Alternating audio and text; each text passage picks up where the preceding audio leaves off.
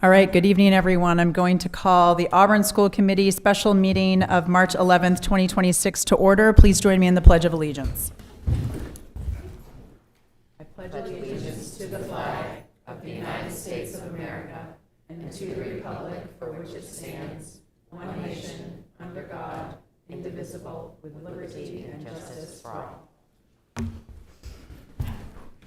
I'll start down here on my right with introductions. Dan Poisson, Ward 5. Lydia Chapman, Ward 4. Corin McWiggin, Ward 1. Misty Edgecombe, Ward 2. Pamela Albert at large. Sue Doris, Superintendent. Pat Gaudier, Ward 3. Jay Rich at large. Adam Platt, City Council Representative. Amanda Kuchar, Business Manager. Scott Anier, Assistant Superintendent. And Calvin Vincent, our student representative, cannot be here tonight. I'm going to start with public participation. Do I have anyone here tonight who would like to address the Auburn School Committee? Okay. Seeing none, we're going to move on to our budget workshop this evening, starting with Cost Center 2 Special Education. Dr. Doris. Thank you very much. I'd like to ask Director Laura Shaw to come up, and she will, and also Rod Boutot, our Assistant Director.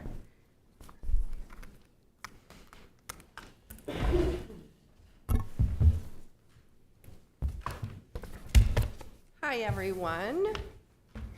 It's your favorite Cost Center presentation tonight. I know you're all very excited. Cost Center 2, all things... Do you mind moving the mic just a little closer to you, just so we can make sure everyone at home can hear? Actually, do you want to put it in? I know. Okay, is that good? I think so. Okay. Yeah, thanks. Okay. Yes, so everything special ed, Cost Center 2 this evening. And I have my trusty sidekick to help me out with any information I might need. And I know some of you have seen a very similar presentation the last few years, but the slides have been updated, and since we have some new school committee members, I have kept a lot of the basic slides in. So the first slide really just gives statistics for Maine, the U.S., kind of just an overview of special ed in general. And for those of you that are new to the presentation, special ed is specially designed instruction at no cost to parents to meet the unique needs of a student with a disability. At the district's October 1st count, according to the state, the Auburn School Department has 662 students who receive special ed and related services. So that represents about 21.1% of the student population. That was back in October 1st, so of course numbers have shifted a little bit, not drastically. The state average for early 2025 is 20.4, so we're slightly higher than the state average. There's been an increase in the percentage of special ed students nationally and statewide over the last 15 years, and just in comparison, the average percentage of students in special ed in the U.S. is 15%. And as an aside, it's not on here, but Maine ties for the second highest percentage of students in special ed across the U.S.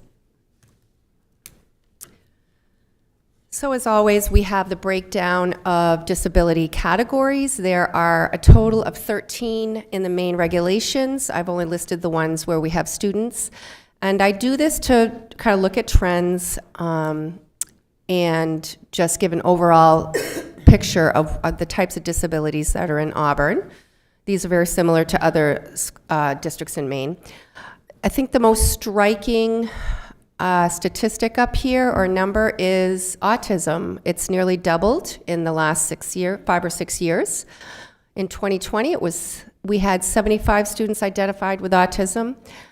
And again, this is from the state database. In 2025, 146. That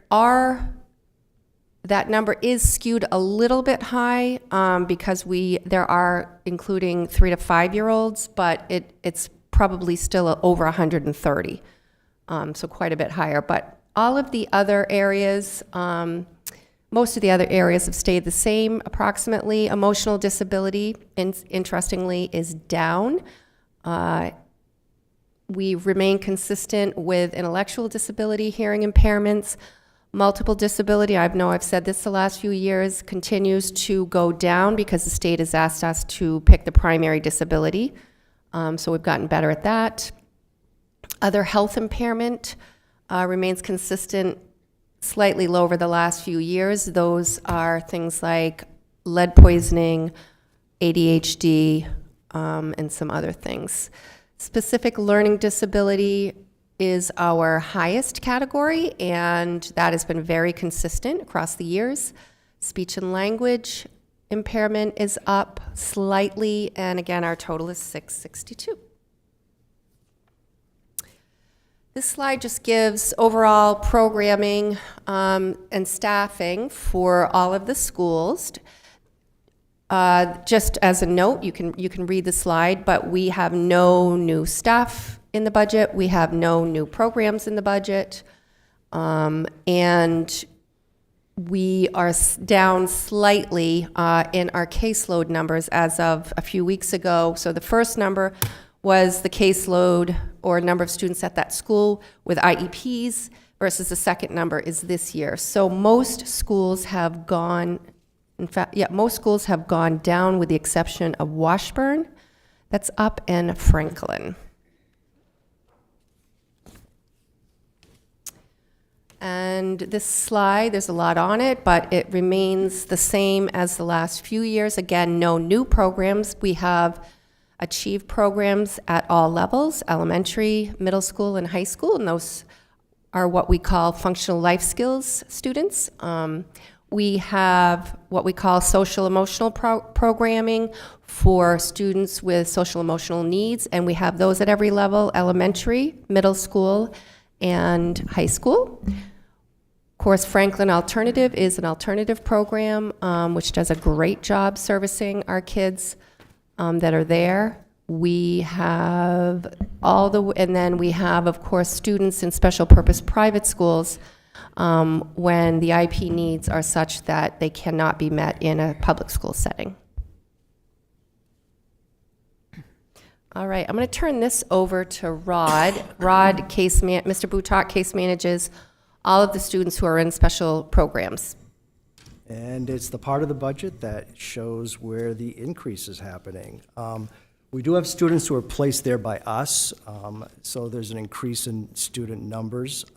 There's also an increase due to students moving into the district. That's a part of the budget that we can't predict. We actually had 12 students move into the district since last August that we did not know about last year. So that increased the number of students. We do, though, also have students who are transitioning out. We work really hard with the schools to get students to go from their current program into the public school. Had 4 kids this past school year who transitioned back into the public school. Currently, we have 7 students who are working on it, so we might be able to count those students next year as well. What we don't have is our 12th graders. We don't have any 12th graders placed in any program, so there won't be any graduates, so nothing to bring the number down that way. The 2 columns, 2025, 2026, that's this year's tuition. 26, 27, that's what we expect for next year. There is a 6% cap by the state, so you're not going to see an increase more than 6%. We have students at ALTC, which is the Androscoggin Learning Transition Center, which is here in Auburn. You see an increase there of 6%. In the student column, the first number is last year's number to compare it to. The number in parentheses is what we have this year, and it's the number of students we expect to continue to next year. So at ALTC, there was an increase of 6 students. Again, their tuition is going to go up 6%. And they have 211 days. They're greater than the number of school days that we have in the public school due to summer programming. They had additional days. Pineview Learning Center in Monmouth, we have an increase of 9. We have 9 students who will be there this year and next. That increase is mostly due to move-ins, students who came into the district. Margaret Murphy Center, that is where we have our largest enrollment. Going to be down a couple of students going into next year, but the tuition is not increasing much, 0.5%. But they do have the greater number of school days at 239. They go to school a lot. So that's where you're going to see a big part of that budget. Spurwink here in Auburn. We have increased up to 14 students, and again, a 6% increase. A collaborative school and Woodford's special purpose private school are at the Pineland Center in New Gloucester. We have an increase of one student that we placed at collaborative this year. The Woodford's program has an increase due to, we had a heavy need of students who came in from CDS requiring preschool placement and kindergarten placement. And at the beginning of the year, Woodford's has been wonderful to help us with that. So we've been taking advantage of that. And again, they're going to go up 3.2%. Climb is a program run by the Lewiston School Department. Lewiston allows us to place students there. Last year, we were able to place 2 students. They did not have room this year. So we weren't able to replace students, but we have them on a wait list. So we might be adding to that. But again, they're up 6%. And then the Sweetser placement in Saco, we have not had any students placed there until now, and that again was due to a move-in, a student that came to the district who was already placed there. So we continued that student's placement. So that's an addition over last year. So overall, it's a net gain of 12 students this year and moving into next year that we did not have last year. And then you include the increase of tuition, which will drive the cost up 28.68%. And that's where we get the $5,494,000 in change.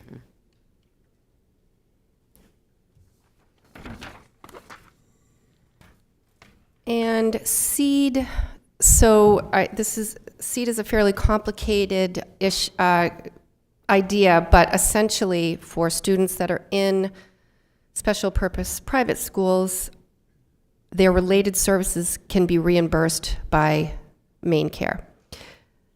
The state pays 65% of that service, those services, and districts are required to pay 35%. It's ish. It varies from year to year, but essentially it's 65 and 35% for us. So in looking at where we are now in our seed costs, which we appear to be right where we should be for what we budgeted, they do typically say you want to increase 3% more, 3 to 4% more. So we've added $100,000 to that line. So we are working hard to bring in revenue for the district. And this year, again, the first number is what we, at this point in time, what we had brought in last year was a little over $72,000 in Maine Care services for speech, PT, and OT. This year already we are at 113 plus reimbursement for those services.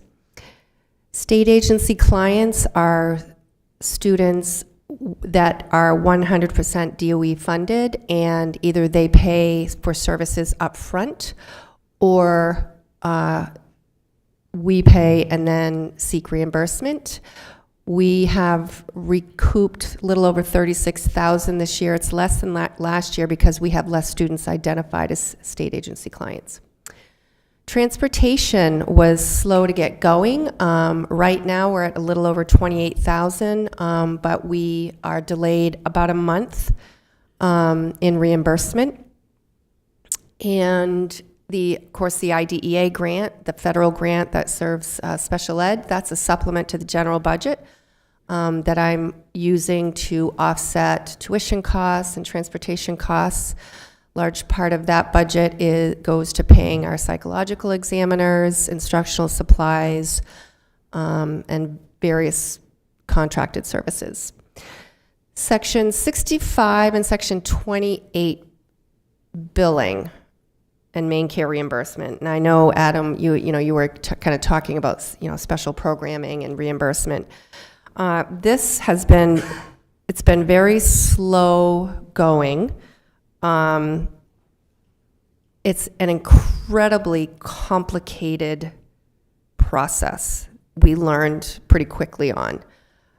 Then with the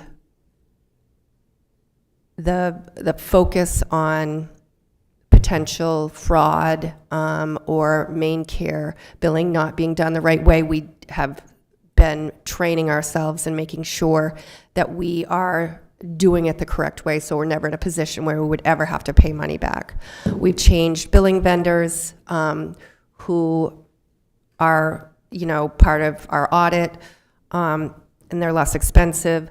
So when we do the math, we conservatively have projected for next year to get reimbursed at least $135,000. My hope is that it can be quite a bit more than that, but again, with how complicated the process is, it took us 3 months for transportation, and that's a whole different billing. There's no individual treatment plans, there's no billing notes, things like that. So just being very, very cautious. And incidentally, I think just to speak to this, there's been a lot of press about Maine Care and Maine Care billing and potential fraud. My understanding, it's a very layered and complex issue, but my understanding is that regarding special ed students with autism, Maine was one of a very few handful of states that our ruling or our regulations 16 years ago when we developed the rules around Maine Care billing were not in line with federal guidelines. The federal guidelines are much stricter than what Maine required. So when we were scrutinized, it was noticed that our Maine Care rules and regulations were not consistent with federal guidelines. There's an emergency ruling right now to align, to make sure we're in alignment with the federal guidelines. So again, another reason why we're following the federal guidelines for billing through our software program, to make sure we're doing it correctly. So that's sort of the information about that. I think that might be my last slide, yes. Are there any questions?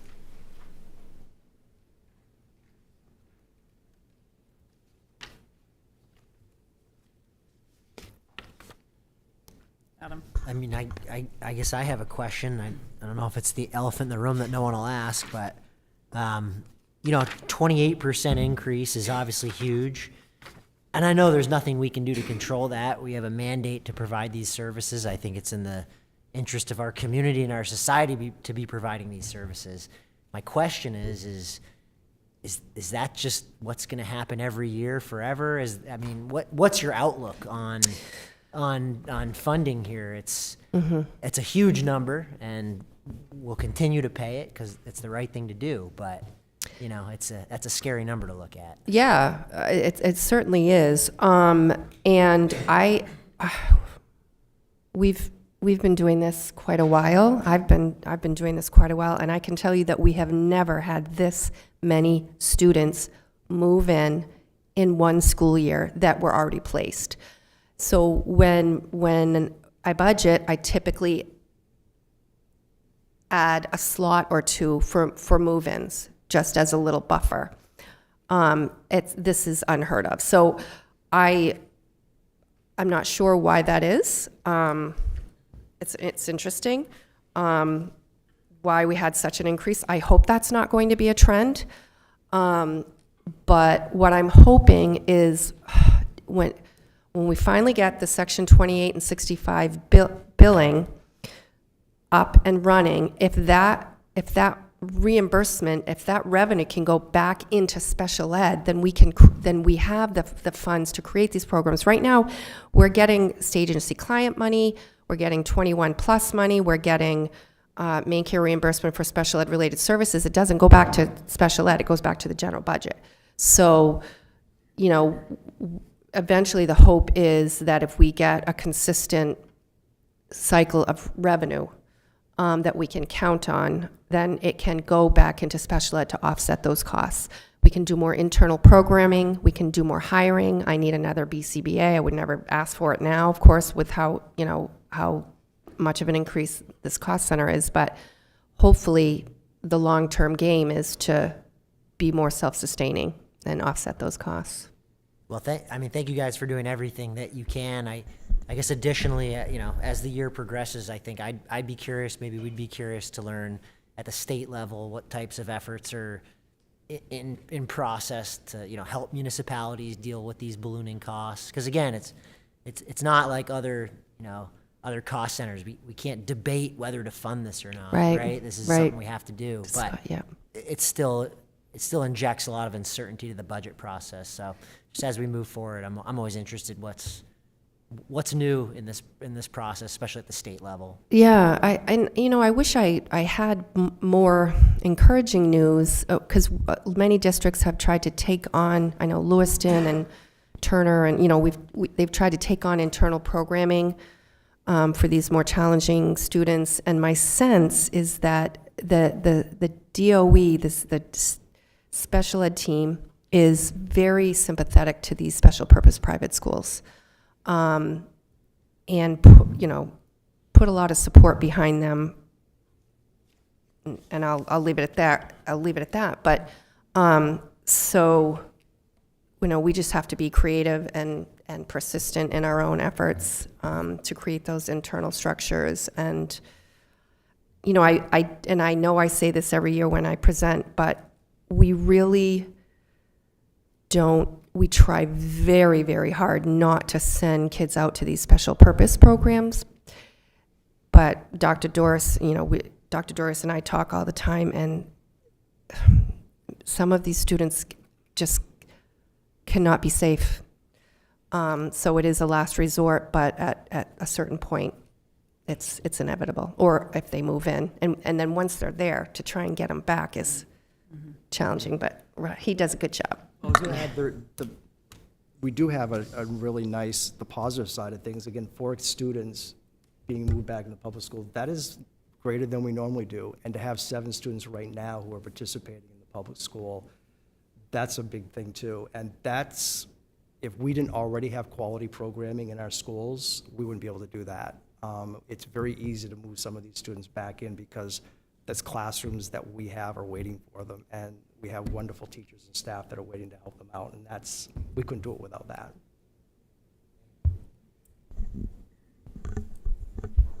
Just some clarification for some of the new people here. I know that I think it was last year that it increased exponentially, and due to, in the past, correct me if I'm wrong, but the tuitions used to be like a per diem, but now you sign up for a whole year slot.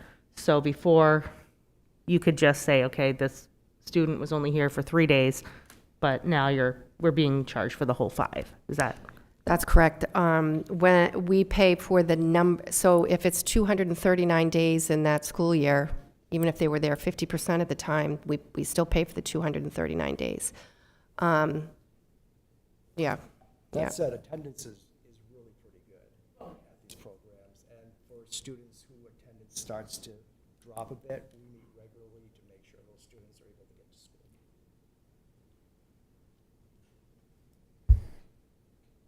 Thank you for your work on that. I think inclusion is so important for everybody involved. I just had a quick question looking at the budget requests. I appreciate you trying to cut costs where you can, but I'm a little concerned about the instructional supplies lines are being cut. And I just want to make sure that you feel that you have what you need to succeed in the classroom without some of these funds. So at this point, we've sort of transitioned from the local budget providing special ed instructional supplies. So there are general ed, if all teachers are getting pencils or paper or things like that, then that comes from building budgets. Specific to programming needs, over the last few years, we have transitioned from the local budget to the grant. So I mean, last year, I'd have to look, but I bet it was well over $20,000, and it's everything from blocking pads to curriculum materials, adaptive equipment, supplies for OT and PT and things like that, yeah. Okay, great, thank you, I appreciate it. Any other questions? Okay, thank you. Thank you.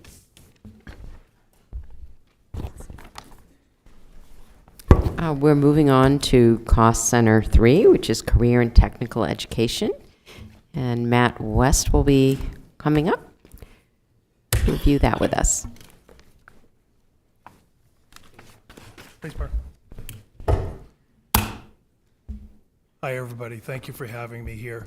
I'm going to get going on this, but just to help support our special ed folks, we are proud to say, Rod and I were just having a conversation before he came up, that we have one of his students in Arches in our brand-new auto collision program, and he is completely thriving in this program, and we're very excited to have him and appreciate everything that he does, as well as the whole special ed team at Edward Little. Just throwing that out there.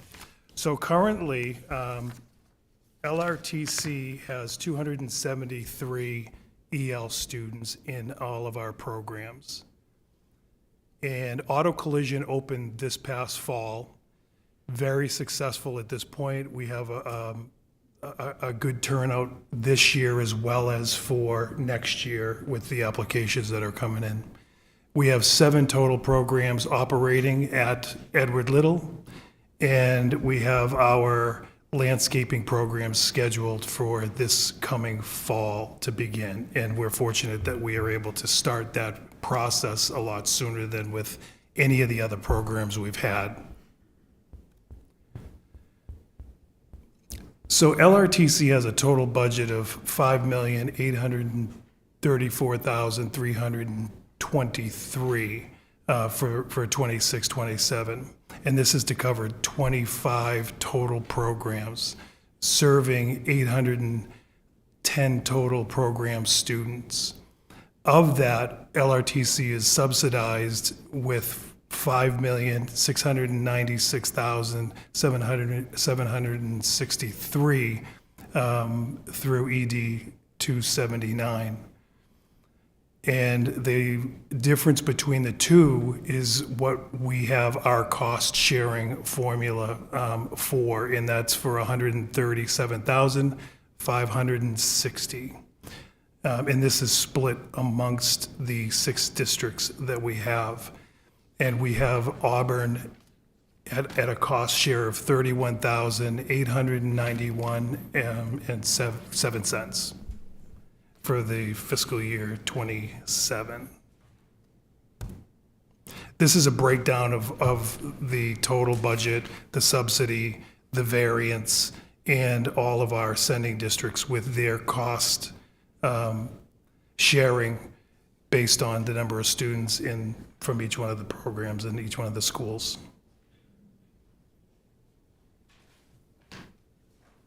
Are there any questions? Thank you. I always love hearing about what you guys have going on. Oh, I could talk for like. I know, it seems like there's. I'm holding it there's down. I know, there's new stuff every Thank you, season. It's Scott. exciting. My question is just about the increase. So the share to Auburn goes from 18 to 31. Is that generally a factor of the balance left over, after reimbursement from the state being larger, or has Auburn's share increased with the new high school and factors such No, as that? that's really not a factor in it. It's really a matter of what we get from the state based on the LD referenced there earlier.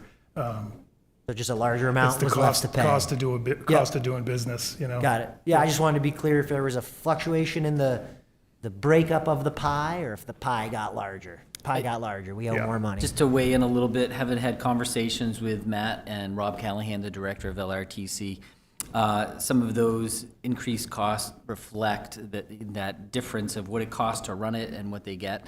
Price of materials, whether we're talking wood, electrical materials, as well as the new equipment that would be coming on for the new program, the landscaping program. There's some equipment costs that will be, that weren't there the year before, that add to this year's costs.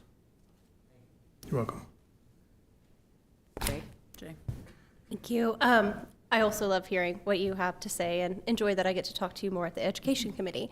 I have some uncomfortable comments. So I'm worried about this increase, to be honest, 73.9% increase. And I'm wondering if this is the year that we expand, or maybe this is the year we don't with the landscaping program. I'm worried about the cost that it's going to have for us in the surrounding. And while I want to have as many programs as we possibly can and have every EL student in LRTC, I'm just worried about this and moving forward with it. So with this one specifically, and then the other ones we're going to have coming up over the next number of years, because we do have 10 areas in the school that we could utilize. I think it's worth having the conversation if it's that much of a concern for you. And I know we have talked during the subcommittee. We could have a separate meeting for that, and I know Rob would definitely be willing to have that conversation. Although that's a difficult conversation for all of us, I think, because we know where career and technical education fits within the landscape of education and the value that it has for every student that's in the programs. But certainly willing to have any conversations that will help with that process. Sure, and definitely, I see the value in this, and I always want to fund things when we can, but just, yeah, I'd appreciate to have a little bit more conversation. Thank you. Yeah. Any other questions, comments? Thank you. Thank you. Thank you. Next, we have Cost Center 4, which is other instruction, athletics, and co-curricular. And we have Todd Sampson coming up, and we'll also be hearing from Amanda Kuchar. Thank you. Welcome, folks. Thank you for having me.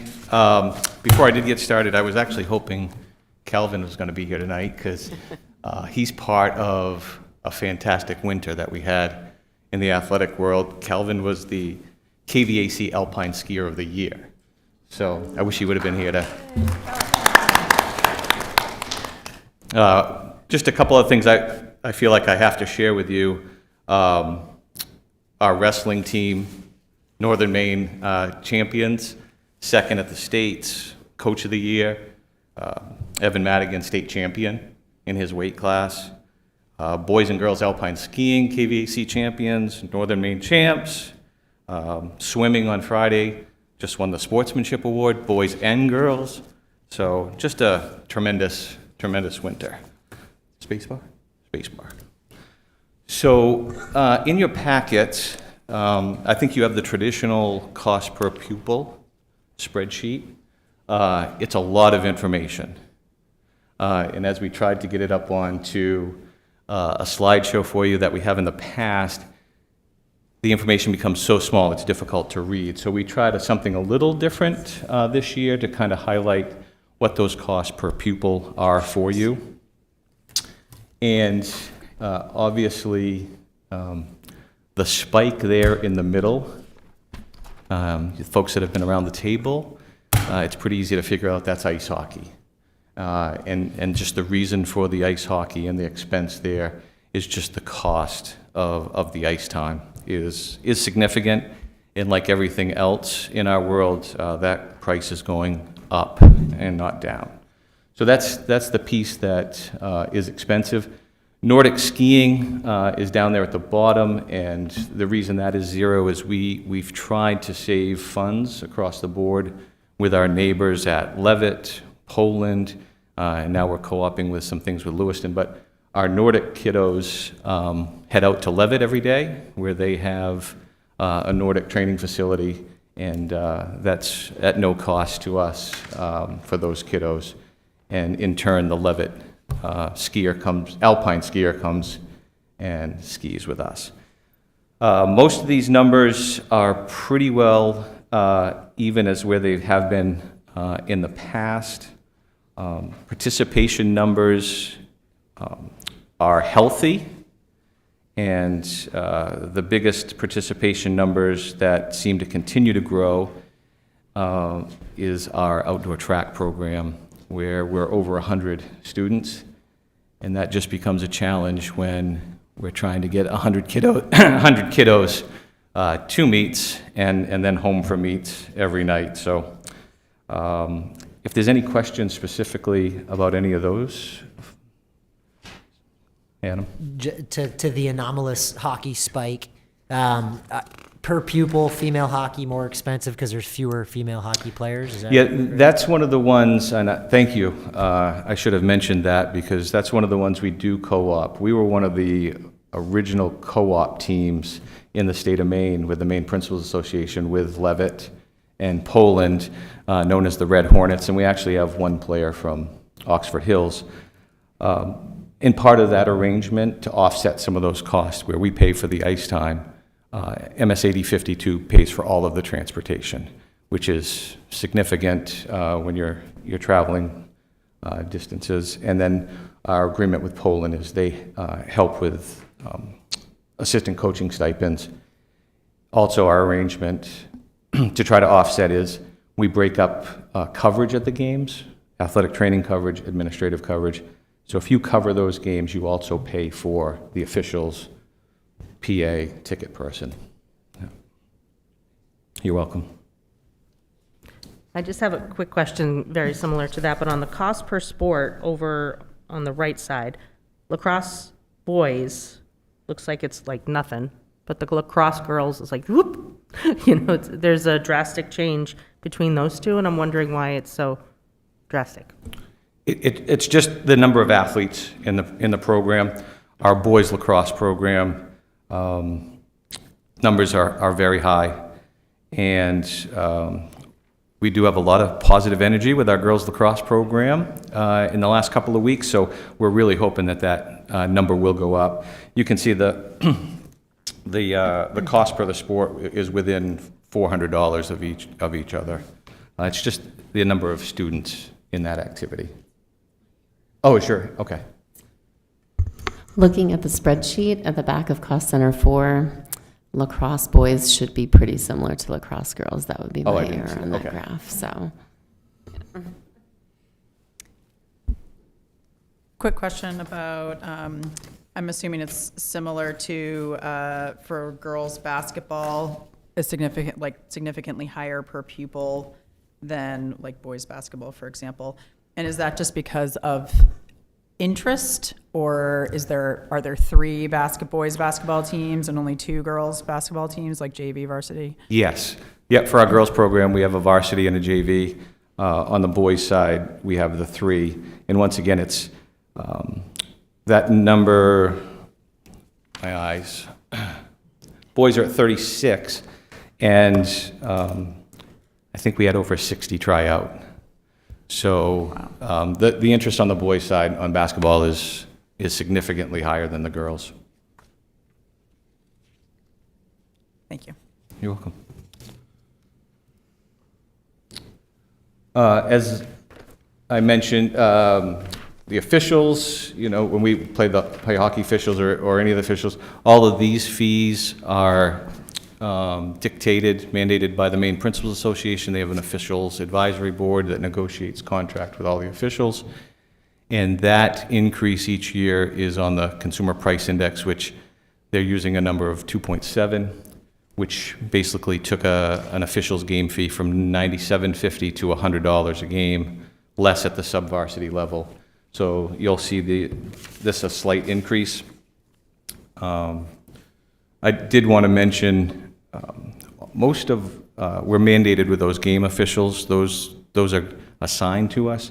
Our scorekeepers, our timers, our ticket takers, anybody that might, if I've got multiple games going on, somebody that's helping out with game management, 99% of those are Auburn School Department employees, and the fee that they get is minimal, less than minimum wage, and we just have great people that support athletics, that want to run a scoreboard, want to sell tickets. Many of you see Kimmy Clark every night when you go to an athletic event.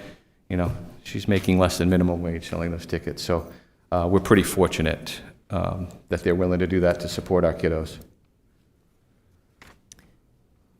Professional services, a lot of what we do in the athletic department through registration, any of our software, online scheduling, how we pay the officials through arbiter pay. That's what this line is used for. Our porta potty rental fees went down significantly with the new complex. We'll see a little bit of a spike. We'll need some for the baseball, softball fields, and tennis courts. And then police coverage. And we really try to work closely with our SRO, Officer Jones, to be very strategic about our police coverage. Obviously for an EL Lewiston football or basketball game, we need police coverage. But if it's a team coming from Bangor and we don't anticipate a big crowd, we've really kind of pulled back just to try to save some money on that piece. Repairs and maintenance, it's some of the same pieces. It's that repair of equipment and reconditioning so that our kids are safe, and we're meeting all the NOC approved regulations for that.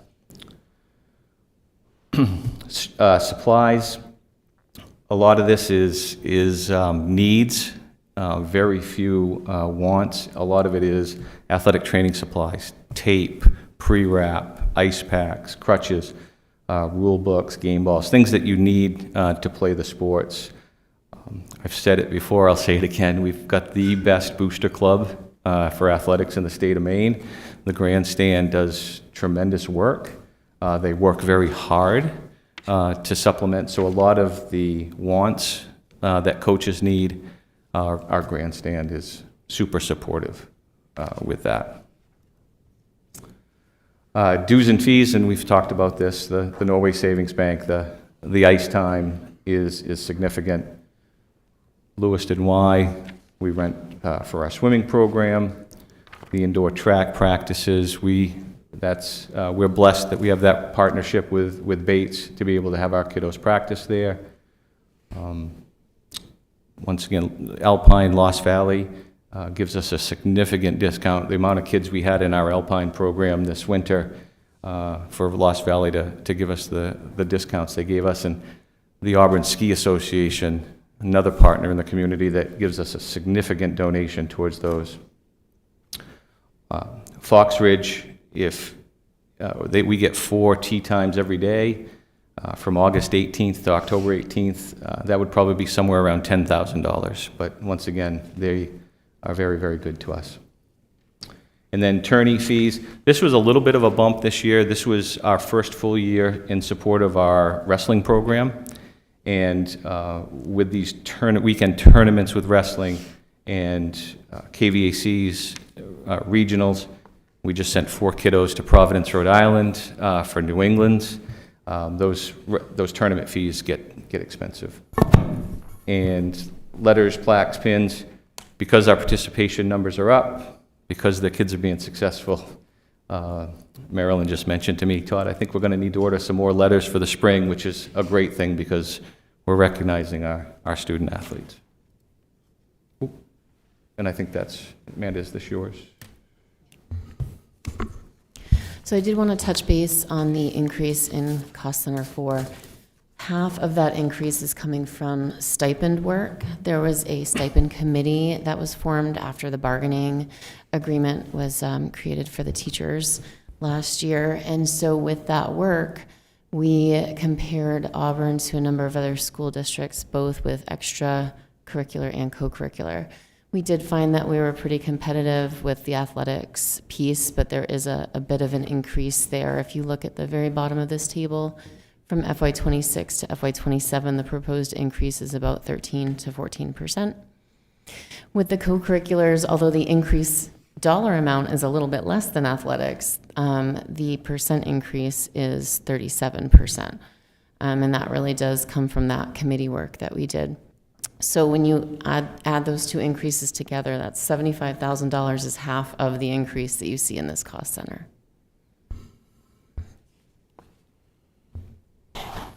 Are there any questions? Adam? Thank you. stipends make sense. I was going to ask that question. Could you shed some light on the newly budgeted trainer position that I see in the budget?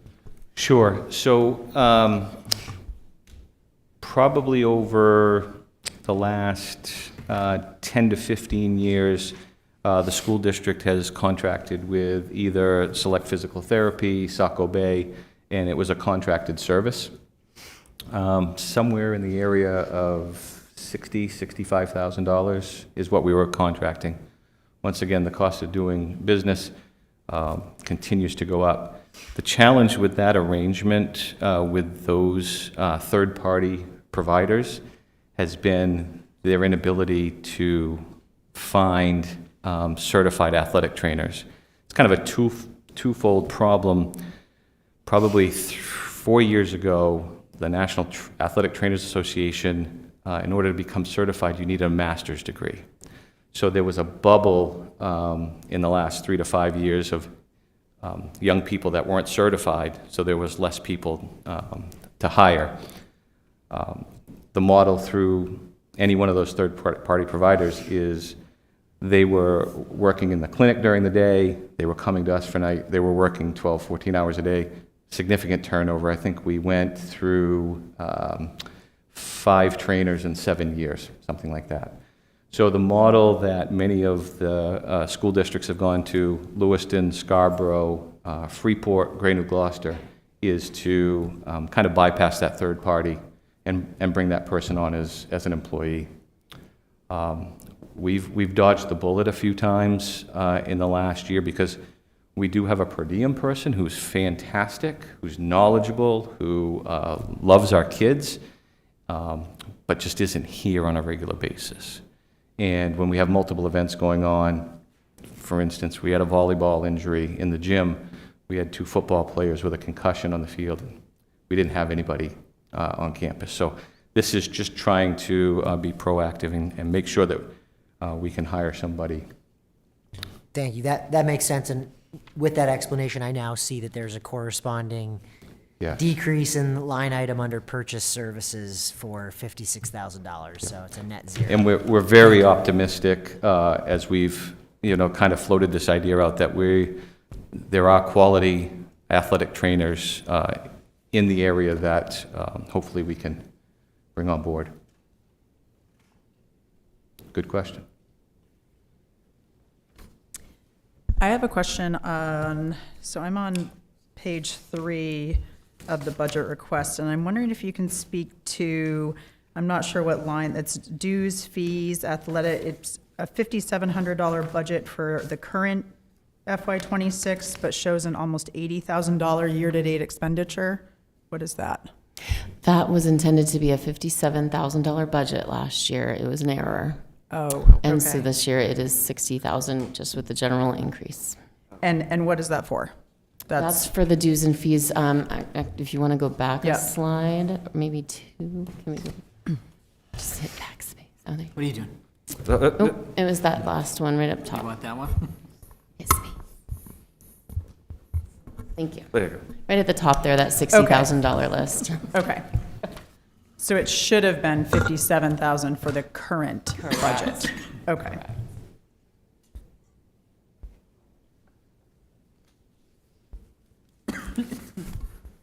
Are there any other questions? Misty? On the, you have the reconditioning for costs for all football stadium, and you have the helmets and some shoulder pads. Do you guys have Guardian caps for your players? That's a great question. I believe Auburn Middle School used some Guardian caps this fall for football. Okay. So If they did, it was purchased through by parents Yes. specifically. So there was 1 or 2 kids that had them. Yep. So all of our football equipment suppliers, whether it's Rydell or Schutt, will tell you that there's no scientific data that proves that a Guardian cap prevents or lessens concussions. So in turn, Rydell has told us that putting a Guardian cap on a Rydell helmet basically null and voids any type of warranty. So that's why we've hesitated. But certainly, if there is a mom or dad out there that feels like a guardian cap is something that they want, we do not have a problem putting that on. But that's why we've kind of paused. There is some more significant research being done at, I believe, San Jose State, but that research, there's a lag before we can get that information. I have one other question on, under transportation, the very last line, we have an $80,000 budget for FY26, but we've only expended 10,000 of that so far. Is that due to just transportation is heavier in the spring, or? No, actually, our transportation department's doing a different kind of setup where instead of using purchase services for for the full round trip, we're looking at purchase services to get our athletes to their game or meet or match. And then our staff, our transportation staff, are picking them up and bringing them back to campus. And so you'll see that is actually spent in a salary line, a significant savings there as well. I also would say that one of the companies we use is generally a couple months behind on invoicing as well. So potentially we're at 20,000 there, but again, well below the 80,000.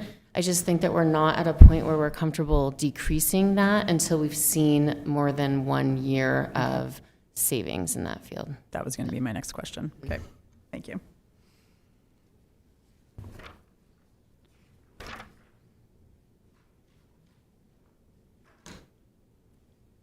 I'll ask one more. Yep. It was an awkward silence. I figured I could ask another question. You mentioned saving some money on porta-johns with the new complex. Yeah. Any other line items in the budget that we are saving money on because of our beautiful new high school?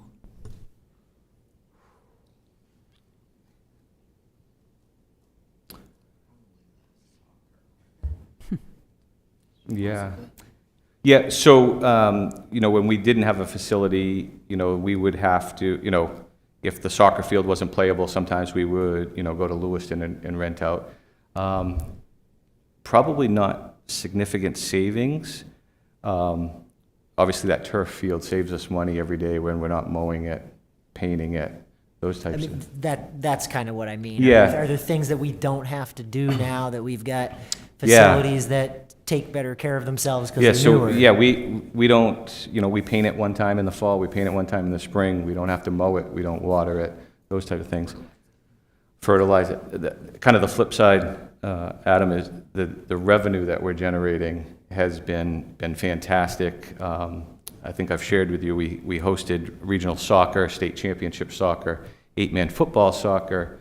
There was talk about us hosting a state track meet, so the revenue that we're generating has been significant.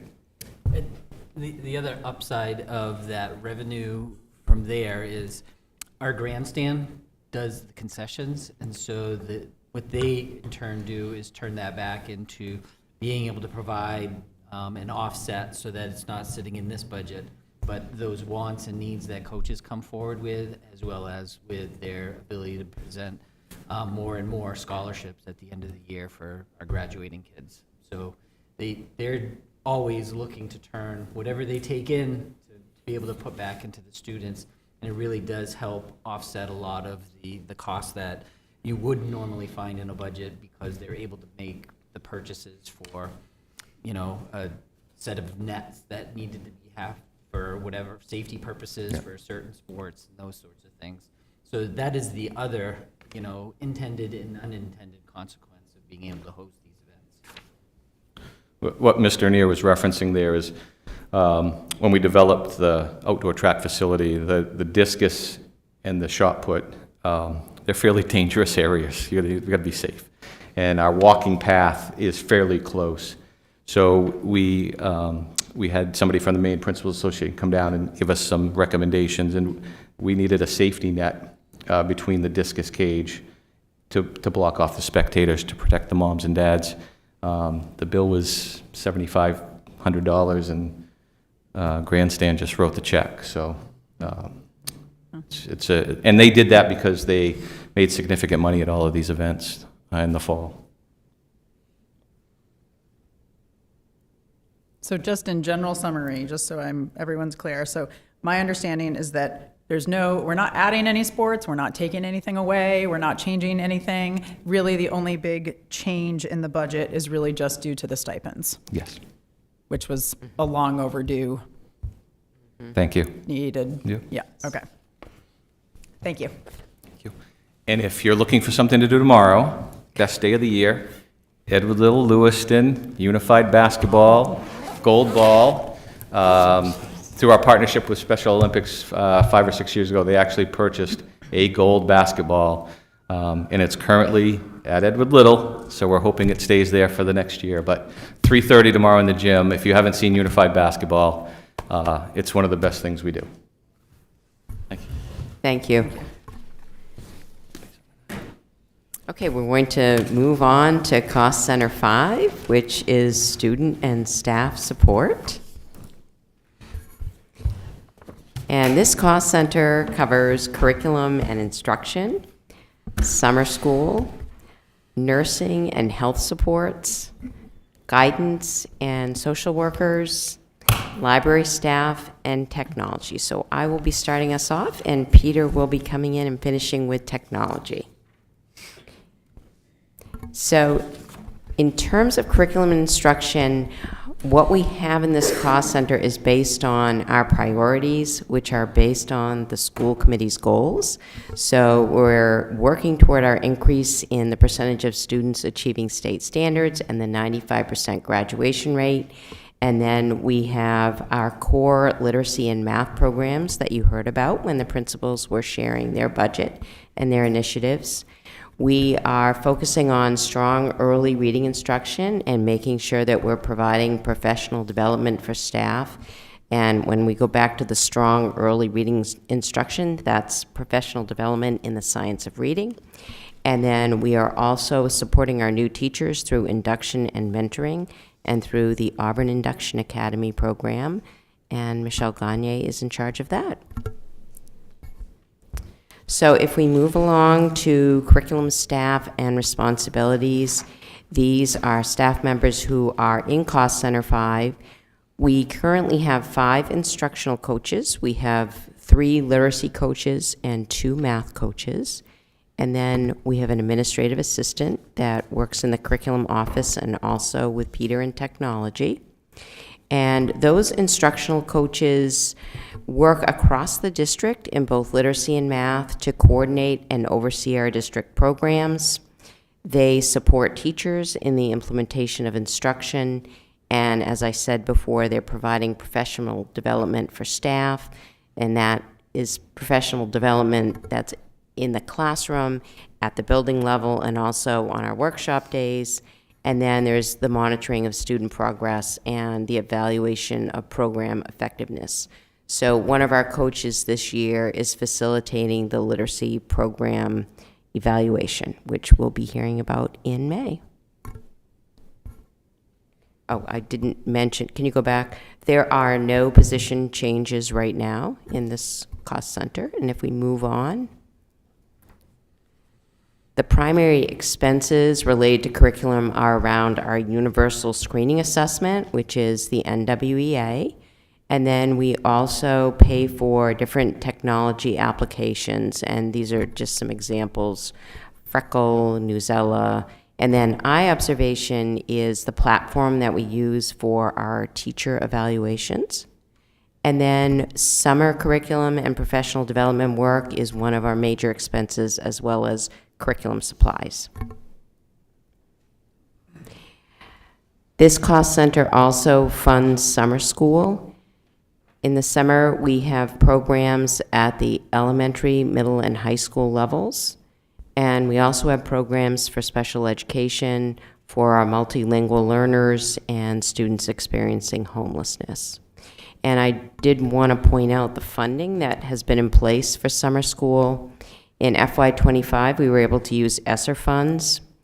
And then last year, we budgeted for summer school in our operating budget, but we were also able to access Title I grant funds. And that was very helpful for us.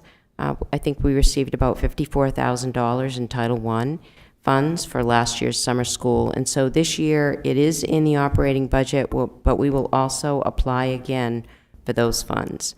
And the applications open during the month of March, so we're busy on that, and we hope to receive funding again. This slide shows you our student support positions. So in terms of nursing staff, we have eight staff members, including 6 school nurses, and then 2 licensed practical nurses. So we have 1 person in each one of our schools, with the exception of Franklin. And then for library staff, we have 1 librarian at Edward Little High School and 8 library ed techs. So we have 1 library ed tech in all of our schools, with the exception of Franklin. And then guidance counselors. Overall, we have 11, and 6 of those are at the elementary level, 1 at AMS, and 4 at Edward Little High School. And then we have 3 social workers currently, and those are located at the high school, the middle school, and currently 1 is at the elementary level. We thought it would be important for you to also see the grant-funded positions that support students. And so with our Title I grant, we are funding the McKinney-Vento liaison, and that is Sasha. And then we have 9 literacy interventionists across our elementary schools and 3 literacy tutors. And these positions are all paid for with our Title I grant. And then under Title II, we have 3 class size reduction positions. And the math instructional coach that you all approved last year, that is a vacancy right now. That has not been filled, and we will wait until we receive our allocation before filling that position. We want to make sure that we have enough money coming in from the grants for that position. And I also had a little note up there, because every year someone asks, what is a literacy interventionist? This is a highly trained expert teacher who specializes in improving students' reading skills. So that's what a literacy interventionist is, and they work with students individually and in small groups. Is that the last slide? Okay. It is. Any questions? Are the title fund grants just specifically for specific students in the district, or do they work for any of the kids? The title, that's a great question. So the title funded positions are tied to our Title I schools, and we have 5 schools operating Title I programs. Those are all of our elementary schools, with the exception of Fairview. Oh, do the kids have to be at a certain income level to qualify? Is that? No, because, and that's another great question. In our Title I schools, we're running school-wide programs, so all students in those schools are eligible for services. Okay, that's what I thought. Thank you. I have a question about the student support staff positions. As I look at like library staff and nursing staff, you know, those numbers look similar to when I was in high school 20 years ago. With regard to guidance counselors and social workers, I don't know that this is true, but I feel like the empirical data is telling us that students need more guidance counselors and social workers. My question is, has that ratio in the Auburn School Department changed over the last 20 years, or is it like nursing staff and librarians? It's just a function of how many students we have, or is that need increasing, and do we foresee it increasing into the future? It's a great question. The first piece in terms of the guidance counselors, some of that is established on the staff to student ratio. And so if you went to a smaller school, you'd have fewer, larger school, you'd have more. So we're right in line with where that ratio should be. At the high school, at the middle school, I think we're off there.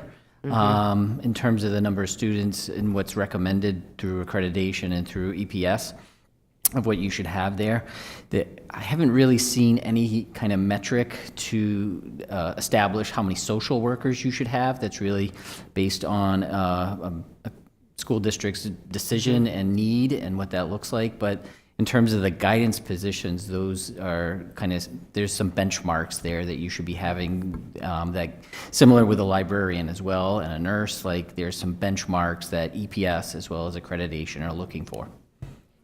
And I only asked the question just because for me, I feel like a lot of this budget process, I mean, obviously we have the opportunity to say, oh, I like this, I don't like it, but most of these budgets are already baked in, right? We can change things, but you guys have done the hard work. So for me, a lot of this is thinking towards next year and the next year and the next year. And what are the trends that we're seeing now that we're going to have to be dealing with?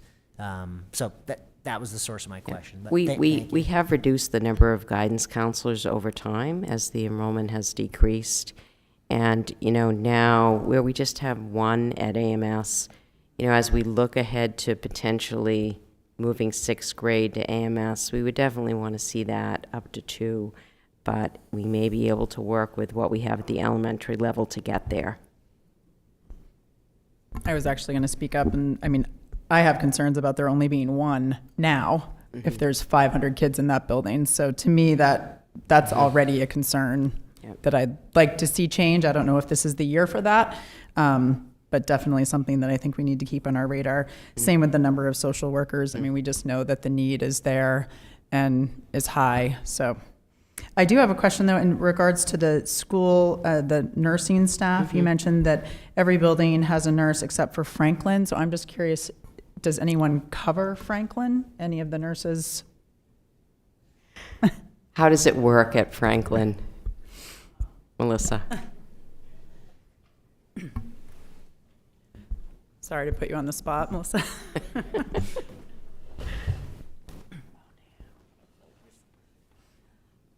That's a great question. We make do. So we provide basic first aid. So in the event that there's an issue, Band-Aids, ice packs, those kinds of things. If a student has a greater need, occasionally they'll access the health center at the high school. More often than not, it's more likely that we'll connect with the parents and make a suggestion for further care.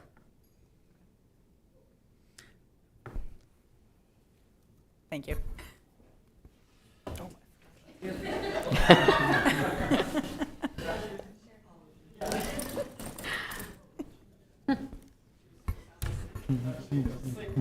Are there any other questions for Cost Center 5? No.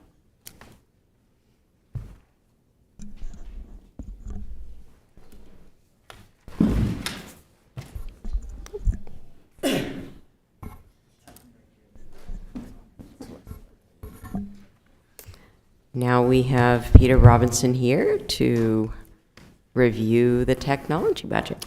Good evening. I will have just a few slides, and I'm going to highlight some changes to the budget, give you an overview of our inventory and my staff, and hopefully answer any questions that you have. So this slide is unchanged from last year. This is devices that we have in student and teacher hands. We are one-to-one iPads, K through 12. Some of those funded by the MLTI state program. And we have about 500 MacBook Airs in the hands of teachers. We are again this year getting another grade provided through MLTI. We will place those devices at grade 9 because that's the largest grade, so we'll take the reimbursement for that. And then we will cascade the devices from 9th grade, replace the oldest devices in the elementary schools, and then sell those and use that money back into the budget. Stuff that you don't see, this is all of the sort of behind-the-scenes pieces. I'm happy to answer any questions here. I don't want to get into too much of the weeds of the technical detail of any of this stuff, but this is the things that keep things flowing, the networks, the security systems, all of those kinds of things. My team, and I can't speak highly enough of my team, they are a great group of people, and with the size of the team that we have, and all of that equipment that I've just detailed, they really do a fantastic job, each and every one of them. As Sue mentioned, I have a half of an admin assistant shared with the Office of Academic Affairs, and she is just amazing. She just keeps everything together and organized and manages all of our data as it goes to the state for reporting. We have technicians who go all to every school, an ed tech at the high school, an ed tech at the middle school, a software support specialist who supports all of the classroom-based software and actually goes beyond that. He does a lot of other stuff as well. His primary role is to support classroom and instructional software, and he really does everything beyond that, supporting a lot of the sort of behind-the-scenes software as well. A network administrator who keeps all of the networks functioning effectively, and myself as director. And so here's the budget, and I'm going to call out some changes. This is increased over last year. Some of this is reorganization. The CCTV camera replacements and upgrades, that is money that we moved into the technology budget, where it makes sense to be because that is managed by my team, so that makes sense. The door controller upgrades, this is, right now, other than the high school, we're running on old software which is not really being effectively developed. What we would like to do is move all of our door controllers over to the system that we have at EL, so that we have everything on one system. That's an efficiency, rather than having to think about, okay, I'm at Walton, I have to go on this server to change the doors. I'm at Fairview, I go on that server. If we have everything on one, it makes things a lot more efficient. And that's something that we will, over time, with both of those lines, replace a certain number of cameras, replace a certain number of door controllers until we have them all upgraded.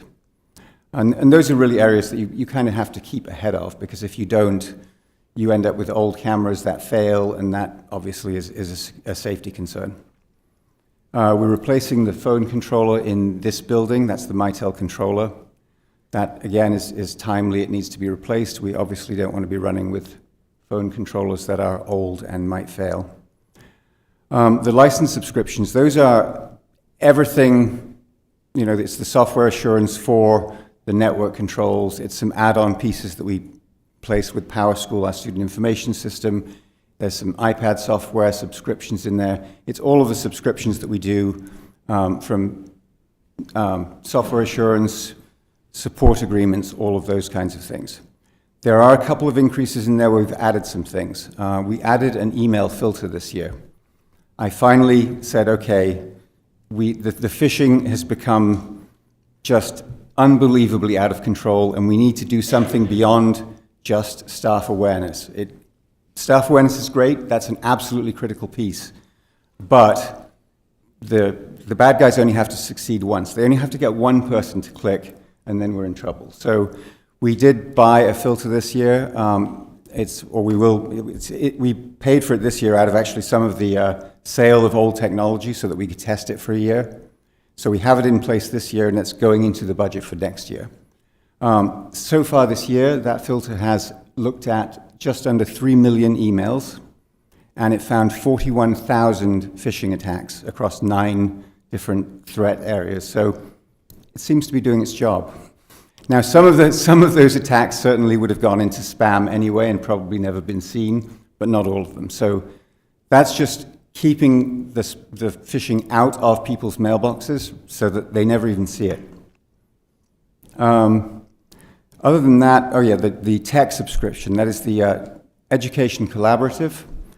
That is a collaborative which works on student data privacy agreements. So we are mandated by state law to have a student data privacy agreement on any software or any kind of online service that we use that collects student data. And basically the privacy agreement prevents the vendor, the provider, from selling or otherwise using our student data.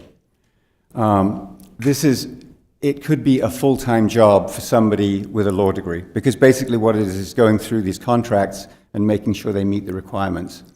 And this is any piece of software that a teacher picks up and finds for free, but needs to roster with student data. So what tech does for us is it's a collaborative where if other school districts in not just Maine, but the whole of New England, some other states as well, have already got a student data privacy agreement with a vendor, we can join that agreement.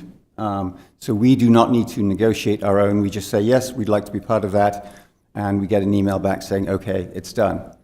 Other than that, we would have to spend an immense amount of time reading contracts or having our counsel look at them. So that is, in my opinion, money very well spent because it saves an incredible amount of time and saves us from potential legal difficulties. Oh, I guess that's my last slide. So questions? I think I just have one question. I'm just curious, this total 287,000, what % increase is that over the current year's budget? That's a great question. Amanda, do you have that? I do not have that with me today. I can bring that next time. I apologize. That'd be great. Sorry, but that completely escaped me. Any other questions about technology? Adam? Sure, why not? Okay, as our tech department, are there any areas in which AI is? Are you utilizing AI in any ways, or as a school department, are we very much against AI? Absolutely not against it. I think that it is impossible to fence it out.